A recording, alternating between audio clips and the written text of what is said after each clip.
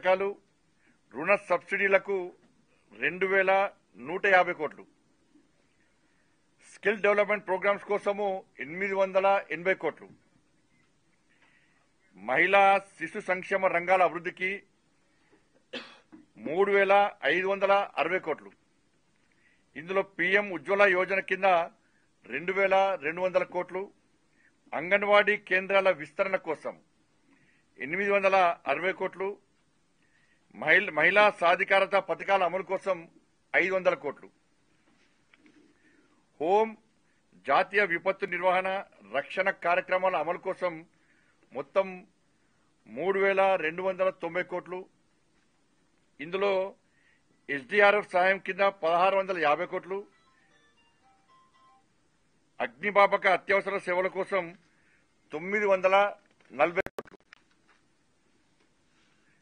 సంక్షేమ పథకాలు నగదు బదిలీ డీబీటీ కోసము 5,420 కోట్లు.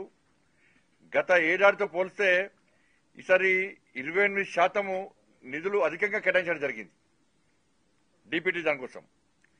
పర్యాటక సాంస్కృతిక రంగాలకు 1,210 కోట్లు, అటవీ పర్యావరణ శాఖలకు 980 కోట్లు. ఈసారి బడ్జెట్లో ఉద్యోగులకు 12,75,000 వరకు ట్యాక్స్ మినహాయింపు ఇచ్చిన విషయం అందరూ తెలిసిందే.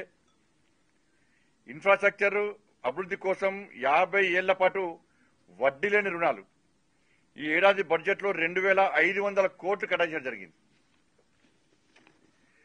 ఒక్కొక్క రైతుకు 5 లక్షల రుణం ఇచ్చేలా కిసాన్ క్రెడిట్ కార్డులు, చిన్న వ్యాపారులకు 5 లక్షల రూపాయల వరకు కస్టమ్స్ క్రెడిట్ కార్డ్స్, స్టార్టప్ల కోసం 10,000 కోట్ల ఫండ్, తొలిసారి వ్యాపారాన్ని అంటే ఫస్ట్ టైం బిజినెస్ స్టార్ట్ చేసేటువంటి 5 లక్షల మంది మహిళలకు ఒక్కొక్కరికి 2 కోట్ల రూపాయల చొప్పున టర్మ్ రుణాలు లోన్స్ ఇవ్వడం జరిగింది, ఇవ్వడానికి సిద్ధమైంది.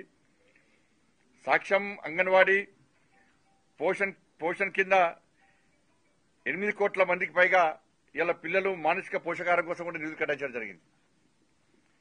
యువతకు ఉపాధిని పెంచేందుకు ఎంఎస్ఎంఈ క్రెడిట్ బూస్ట్ కింద 1,50,000 కోట్ల పార్టీకి ఇదే విధంగా చేసింది. అప్పుడు మండలాల వారీగా పాదయాత్ర సందర్భంగా కానీ ఇతర నాయకుల పర్యటన సందర్భంగా కానీ ఏ మండలానికి ఏ గ్రామానికి ఏ జిల్లాకు తెలంగాణ రాష్ట్రానికి ఏ పథకానికి ఎన్ని నిధులు ఇచ్చిందో స్పష్టం చేసిందో తప్పుడు బీఆర్ఎస్ పార్టీ నాయకులు అన్ని మూసుకొని కూర్చున్నారు.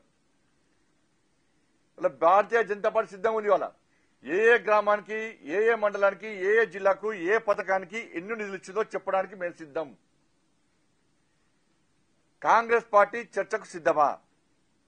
మీరు కూడా ఏ గ్రామానికి ఏ మండలానికి ఏ జిల్లాకు ఏ పథకం కింద ఎన్ని నిధులు ఇచ్చారు, ఏ పథకం అమలు చేస్తున్నారు, మీ 6 గ్యారెంటీల సంగతి ఏందో చర్చించడానికి కాంగ్రెస్ పార్టీకి దమ్ముందా అనే విషయాన్ని ఇలా సవాల్ చేస్తున్నాను.